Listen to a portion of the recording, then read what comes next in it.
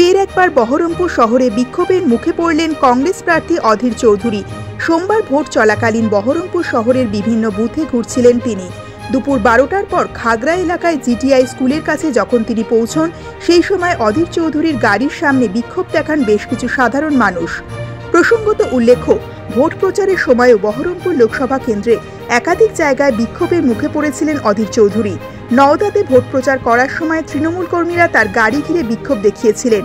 বহরমপুর শহরে ভোট প্রচার চলাকালীনও একবার বিক্ষোভের মুখে পড়েছিলেন অধীর চৌধুরী। সেই সময় অধীর চৌধুরীর বিরুদ্ধে এক তৃণমূল কংগ্রেস কর্মীকে ধাক্কাধাক্কি করার অভিযোগও উঠেছিল।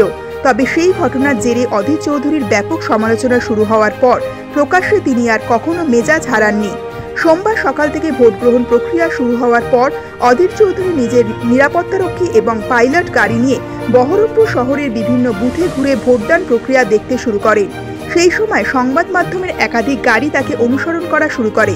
দুপুর 12টার পর খাগড়া এলাকায় অধীর চৌধুরী পৌঁছালে তার সাথে থাকা প্রায় 30টি গাড়ির কনভয় দেখে সাধারণ মানুষ উত্তেজিত হয়ে ওঠেন। তারা অভিযোগ করেন, অধীর চৌধুরী অনেক বেশি সংখ্যক গাড়ির কনভয় নিয়ে ঘুরছেন। তার ফলে শহরে যানজট তৈরি হচ্ছে এবং সাধারণ মানুষ নিজেদের বুথে ভোট দিতে যেতে পারছেন না।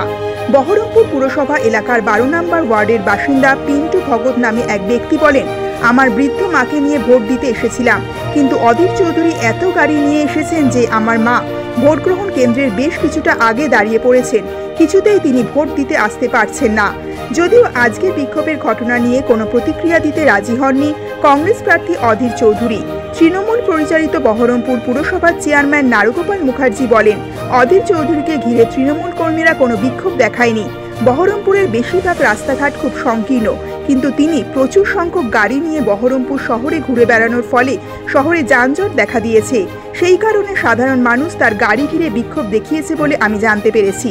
তিনি অভিযোগ করেন, অধীর চৌধুরীর নিরাপত্তারক্ষীরা আগ্নেয়াস্ত্র নিয়ে বিভিন্ন বুথে ঢুকে পড়ছেন।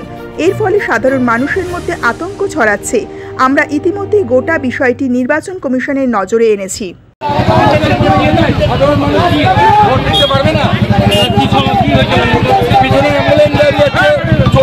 গাড়ি নিয়ে গোটা বহরমপুরে দুটো গাড়ি নিয়ে ঢুকতে পারে, 40টা গাড়ি নিয়ে পুরো রাস্তা বন্ধ করা হয়েছে, উচিত না। উনি একটা সাংসদ, বয়স্ক মানুষ রাস্তায় দাঁড়িয়ে গেছে পেছনে। আপনি ভোট দিতে এসছেন? হ্যাঁ, আমরা ভোট দিতে এসেছি, বাড়ি থেকে আমার মাকে নিয়ে দাঁড়িয়ে আছে, ভোট দিতে পারছে না। আপনার নাম? দূরে দাঁড়িয়ে গেছে। আমার নাম পিন্টু ভগত। কত নম্বর ওয়ার্ডের বাসিন্দা? 12 নম্বর ওয়ার্ড।